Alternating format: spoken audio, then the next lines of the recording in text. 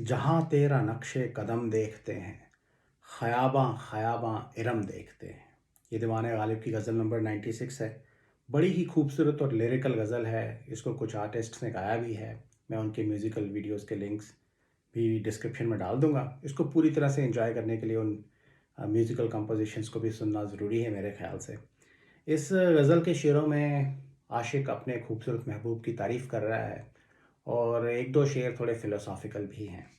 तो आइए पहले गज़ल को पूरा पढ़ते हैं, फिर इसके शेरों को समझने की कोशिश करेंगे। तो कहते हैं, जहाँ तेरा नक्शे कदम देखते हैं, जहाँ तेरा नक्शे कदम देखते हैं, ख़याबां ख़याबां इरम देखते हैं। दिल आशुफ्तगां खाले कुंजे दहन के, दिल आशुफ्तगां खाले कुंजे दहन के, सुबेदा में सैरे अदम देखते हैं। तेरे सर्व कामत से एक कद्दे आदम, तेरे सर्व कामत से एक कद्दे आदम, कयामत के फितने को कम देखते हैं। तमाशा की ए महवे आई नदारी, तमाशा की ए महवे आई नदारी, तुझे किस तमन्ना से हम देखते हैं। सुरागे तफे नाला ले दागे दिल से, सुरागे तफे नाला ले दागे दिल से, कि शबरों का नक्शे कदम देखते हैं। बनाकर फ़कीरों का हम भेस गालिब, बनाकर फ़कीरों का हम भेस गालिब, तमाशाए अहले करम देखते हैं। तो पहला शेर देखते हैं कि जहाँ तेरा नक्शे कदम देखते हैं, ख़याबां ख़याबां इरम देखते हैं। तो नक्शे कदम का मतलब है पाँव के निशान या फुटप्रिंट्स। ख़याबां ख़याबां का मतलब है flower bed after flower bed. तो जहाँ पे फूल उगाए जाते हैं उसको हमारी ज़बान में क्यारी कहा जाता है, फूलों की क्यारी। तो क्यारी दर क्यारी, flower bed after flower bed. Iram का मतलब है बड़ा खूबसूरत बाग, जन्नत या जन्नत के बाग को भी इरम कहा जाता है। तो यहाँ पे आशिक अपने खूबसूरत महबूब की तारीफ़ कर रहा है। कहता है, जहाँ तेरा नक्शे कदम देखते हैं, ख़याबां ख़याबां इरम देखते हैं। कि जहाँ जहाँ आशिक को महबूब के पाँव के निशान या उसके नक्शे कदम दिखाई देते हैं, उसको ऐसा लगता है कि फूलों की क्यारियाँ हैं और एक एक क्यारी जन्नत के बाग के जैसी है या किसी खूबसूरत बाग के जैसी है। तो वो खूबसूरत महबूब जहाँ जहाँ जा रहा है, जहाँ जहाँ उसके नक्शे कदम पड़ते हैं, फूल खिलते जाते हैं, ये दुनिया खूबसूरत होती जाती है। एक आशिक को अपने महबूब के पाँव के नीचे जन्नत या जन्नत का बाग नज़र आ रहा है, ये भी एक रंग इसके अंदर है। पहली लाइन में जहाँ का जो लफ्ज़ है उसको आप जहान की सेंस में भी पढ़ सकते हैं, जिसका मतलब होगा ये दुनिया।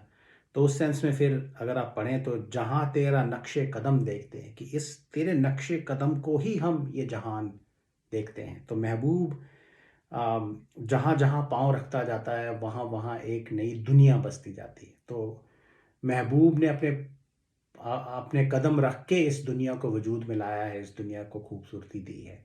इस सेंस में ये एक स्पिरिचुअल शेर भी हो सकता है, जिसको महबूब कहा गया है। वो भगवान या खुदा या डिविनिटी भी हो सकता है, हो सकते हैं कि डिविनिटी ने अपने पाँव रख कर इस दुनिया को वजूद में लाया है और इस दुनिया को खूबसूरत बनाया है। इस सेंस में भी आप एक इस शेर को पढ़ सकते हैं।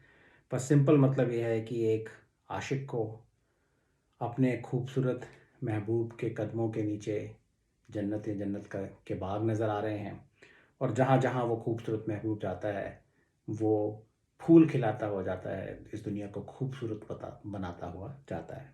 जहाँ तेरा नक्शे कदम देखते हैं, ख़याबां ख़याबां इरम देखते हैं।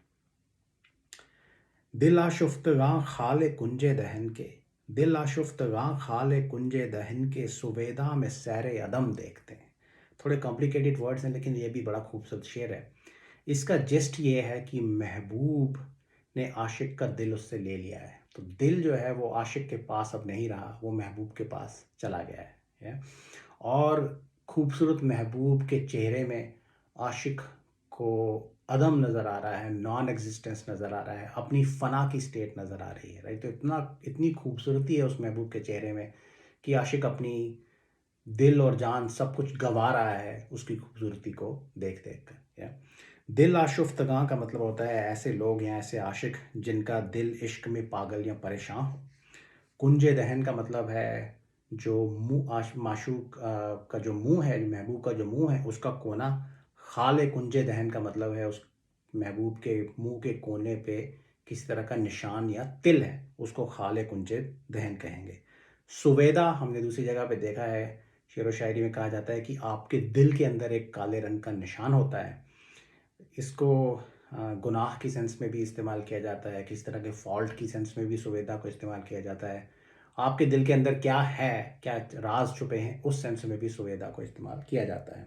और सैर अदम का मतलब है, यहाँ पे सैर लफ्ज़ तो आपने अक्सर सुना होगा, यहाँ पे सैर को एक नज़ारे या किसी तरह के स्पेक्टेकल की सेंस में इस्तेमाल किया गया है।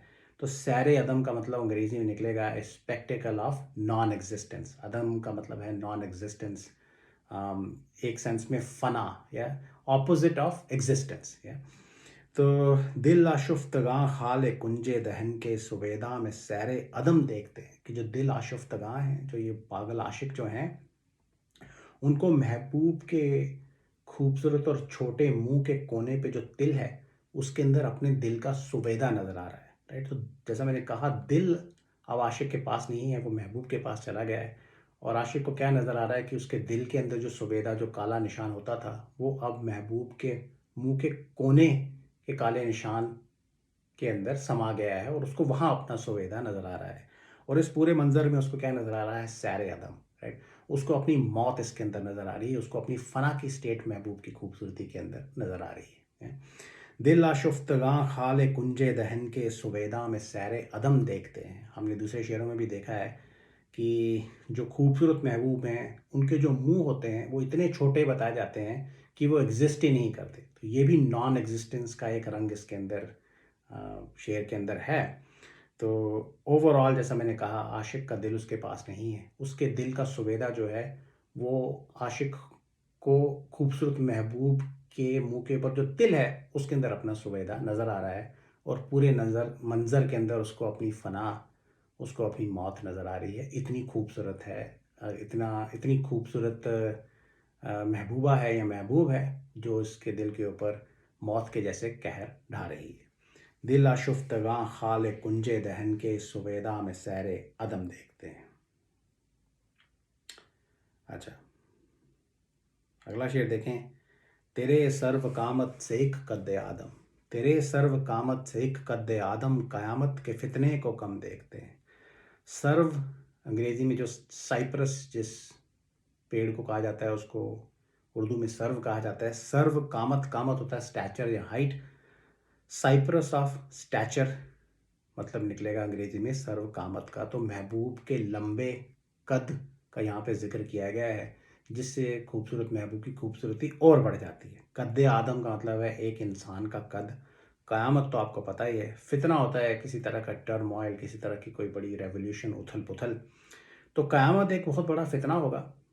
लेकिन आशिक के लिए महबूब का जो लंबा कद है और उसकी खूबसूरती क़यामत से भी बड़ा फितना है।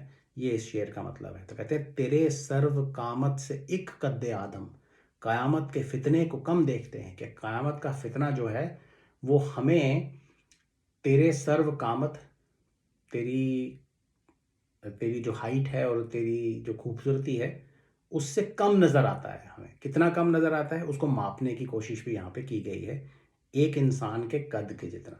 ऐसा भी कहा जाता है कि क़यामत के मौके पे हज़रत आदम, जिनको एडम कहा जाता है, वो भी मौजूद होंगे। तो ये भी रंग एक इसके अंदर छुपा है, क्योंकि उन्हें क़यामत का ये भी एक मंज़र पेश किया है यहाँ पे।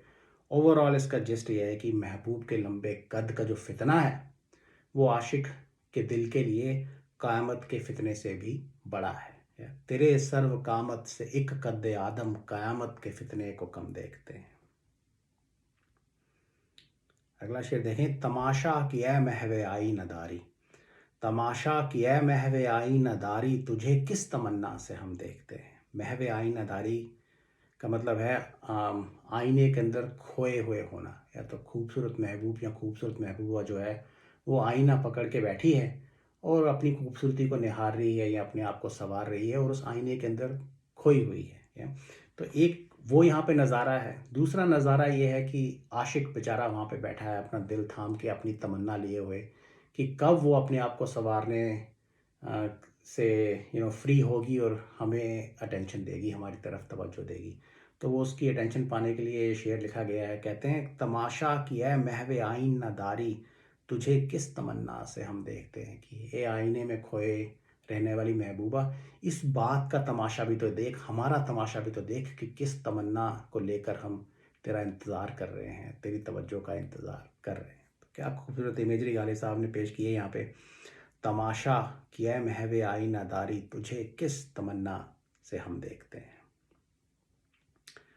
अगला शेर देखें, इसके अंदर गालिब साहब ने एक बड़ा ही खूबसूरत मंज़र, बड़ा ही खूबसूरत सीन जो है वो पेश किया है। सुरागे तफ़े नाला ले दाग दिल से, सुरागे तफ़े नाला ले दाग दिल से कि शब रो का नक्शे कदम देखते हैं। थोड़े कॉम्प्लिकेटेड वर्ड्स हैं, पहले हम ओवरऑल सिनेरियो जो है उसको समझने की कोशिश करते हैं। शब रो का मतलब होता है रात को निकलने वाला या रात को घूमने वाला, जैसे चोर और चक्के रातों को निकलते हैं। या तो यहाँ पे आप महबूब को समझें शब रो। या तो अगर कोई चोर कहीं पे आके चोरी कर जाए तो अगले दिन लोग उसके नक्शे कदम, उसके पाँव के निशान ढूंढने की कोशिश करते हैं ताकि इन्वेस्टिगेट किया जाए कि हुआ क्या, ये कौन था शब रो, कहाँ से आया, क्या चुरा के ले गया। तो महबूब रात को आया है और आशिक के ऊपर जुल्म सितम ढा के गया है, उसके दिल के अंदर आग लगा के चला गया है। तो यहाँ पे उसकी इन्वेस्टिगेशन हो रही है, ये सिनेरियो वाले साहब ने पेश किया है। सुरागे तफ़े नाला, सुराग तो आपको पता ही है, किसी तरह का एविडेंस, किसी तरह का ट्रेस। तफ़े नाला का मतलब है आपके नालों की गर्मी, इंटेंसिटी ऑफ योर लेमेंटेशन। दागे दिल तो आपको पता है, दिल के दाग, जले हुए दिल के ऊपर जो दाग लगे हैं या जो ज़ख्म लगे हैं। शबरो तो हमने बात कर ही ली, और नक्शे कदम का मतलब है फुटप्रिंट्स या पाँव के निशान। तो वो कह रहे हैं कि शबरो जो आया था वो आशिक के दिल को जला के चला गया है, और अब हम इस क्राइम सीन की इन्वेस्टिगेशन करने की कोशिश कर रहे हैं। या तो अगले दिन अब आशिक और लोग जो हैं वो जलते हुए दिल को देख रहे हैं, दिल के दागों को देख रहे हैं, किस शिद्दत से आशिक नाले कर रहा है, उसके नालों के अंदर कितनी गर्मी है उसको देख रहे हैं। अब ये दोनों एक दूसरे के कॉज हो सकते हैं, तो जो नाले की जो गर्मी है वो दिल को जला रही है, या दिल के जलने की वजह से आशिक नाले कर रहा है, ये दोनों ही चीज़ें हो सकती हैं। पर ओवरऑल इन सुरागों को लेकर अब इन्वेस्टिगेशन करने की बात यहाँ पे हो रही है कि ये चीज़ की जांच पड़ताल की जाए कि हुआ क्या यहाँ पे, कौन था ये शबरो, कौन सा महबूब आया, कैसे वो आशिक के दिल को जला के गया। इस बात की इन्वेस्टिगेशन की यहाँ पे इमेजरी वाली साहब ने पेश की है। ओवरऑल इसका जिस्ट ये है कि रात को शायद आशिक की मुलाकात महबूब से हुई है, महबूब आके उसके दिल को जला के चला गया, और बेचारा आशिक अब शिद्दत से नाले कर रहा है। और दूसरी बात यह है कि अब ये अगले दिन अब ये सब चीज़ें की जा रही हैं, बेचारा आशिक शायद पूरी रात उस जलते हुए दिल को लिए बैठा रहा और नाले करता रहा। सुरागे तफ़े नाला ले दाग दिल से कि शबरों का नक्शे कदम देखते हैं। आखिरी शेर देखें कि बनाकर फ़कीरों का हम भेस गालिब, बनाकर फ़कीरों का हम भेस गालिब, तमाशाए अहले करम देखते हैं। अहले करम वो लोग हैं जो इस दुनिया पे करम करते हैं, जो इस दुनिया पे इनायत करते हैं, दुनिया पे मेहरबान होते हैं। महबूब भी हो सकते हैं, जनरल लोग, कुछ अमीर लोग भी हो सकते हैं जो गरीबों में खैरात बांटते हैं, वो भी हो सकते हैं। उनका तमाशा देखने के लिए गालिब साहब आए हैं और फ़कीरों का भेस बना के आए हैं। तो ये शेर इतना सिंपल है कि इसको ओवर एक्सप्लेन करने से शायद इसकी खूबसूरती चले जाएगी, लेकिन बहुत सारे रंग हैं इसके अंदर। अब वो फ़कीरों का भेस क्यों बना के आए हैं? ऐसा हो सकता है कि वो अहले करम जो हैं वो महबूब हैं, और गालिब साहब देखने आए हैं कि क्या ये महबूब हमारे ऊपर ही जुल्म सितम ढाता है या ढाते हैं, कि औरों के ऊपर भी इसी तरह से जुल्म सितम ढाते हैं। और इस बात को भी ध्यान में रखें कि महबूबों के जुल्म सितम आशिकों के लिए इनायत ही होते हैं। तो देखना चाहते हैं कि किस किस के ऊपर महबूब करम करते हैं, इसलिए वो चाहते नहीं कि महबूब उनको पहचाने, इसलिए वो फ़कीरों का भेस बना के आए हैं। या वो इस दुनिया के दिखावे को देखना चाहते हैं कि ये अमीर लोग क्या शायद सच में गरीबों की मदद करना चाहते हैं, कि ये दिखावा करना चाहते हैं। इस बात के लिए को जांचने के लिए वो आए हैं, फ़कीरों का भेस बना के। या शायद उनको मदद चाहिए, वो गरीब हैं, लेकिन उनका गरूर, उनकी प्राइड अलो नहीं करती कि वो अपना असली चेहरा दिखाएं, इसलिए वो फ़कीरों का भेस बना के आ गए हैं। तो इस तरह के बहुत सारे रंग इसके अंदर छिपे हैं। लेकिन बड़ा खूबसूरत और सिंपल शेर है। दुनिया की बहुत सारी सिचुएशंस ऐसी हमारी लाइफ में भी आती हैं जब हम ऑब्ज़र्व कर रहे होते हैं किन चीज़ों को, राइट? तो बनाकर फ़कीरों का हम भेस गालिब, तमाशाए अहले करम देखते हैं। ये तो थी पूरी गज़ल। I hope it made sense and you enjoyed it. Thank you.